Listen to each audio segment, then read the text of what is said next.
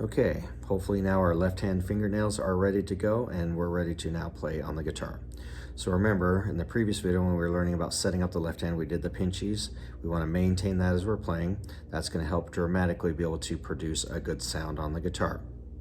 But I wanted to come up and nice and close because there's some things that you can do specifically that will help you play better here on the left hand.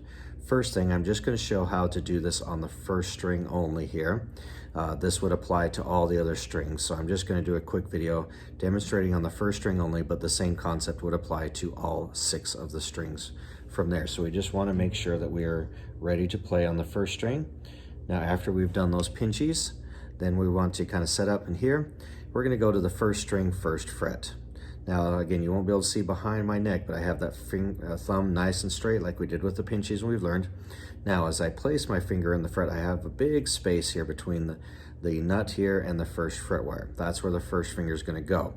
Now if I play all the way back to the left side of the fret over here, no matter how hard I pinch or press down, it's going to get a pretty horrible sound. It gets a little cleaner if I'm in the middle, and it gets really good if I'm right next to the fret wire.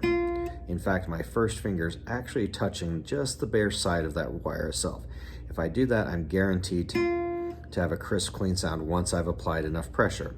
Now, if I'm on top of the fret wire, no matter how much pressure I get that muted sound. We don't want that, so we go just to the left of that fret wire. Now, again, I need to do that pinching motion. I can't just lay this, thumb down or have the thumb not touch at all, or being in weird, I can't have it up here.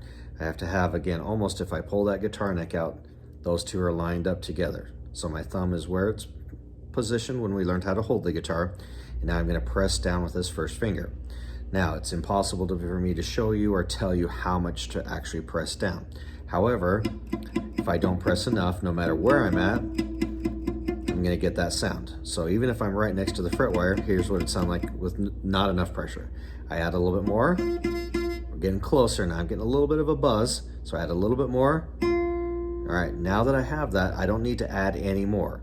Now, if you notice, it maybe shows up on the video a little bit. You can kind of see the tip of my finger gets a little white. Okay, most people, when they first do this, they definitely don't, they either just barely touch the string and don't press it all. Remember, again, we're pinching, so we're pushing down and adding pressure.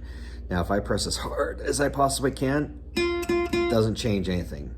So it doesn't do any good to add a whole bunch, but once I find that right one, then I can stop and I'm good there. Now, the same thing applies when I go to the second fret. However, I need to make sure I'm using the second finger.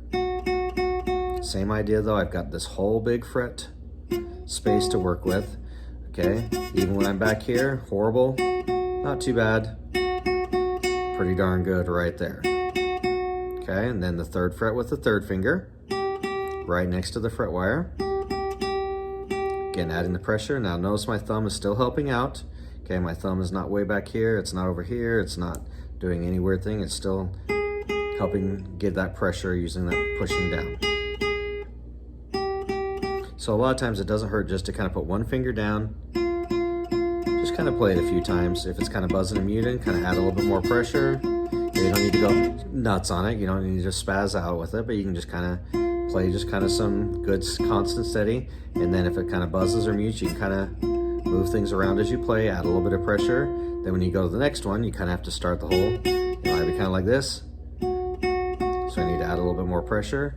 Now this one, I'm adding the right amount of pressure, even though you can't see it, but I'm in the wrong place in the fret, so I want to slide up to here. And then of course the pinky is always the worst one, but if I have it right next to that fret wire, add the pressure, it can be pretty good.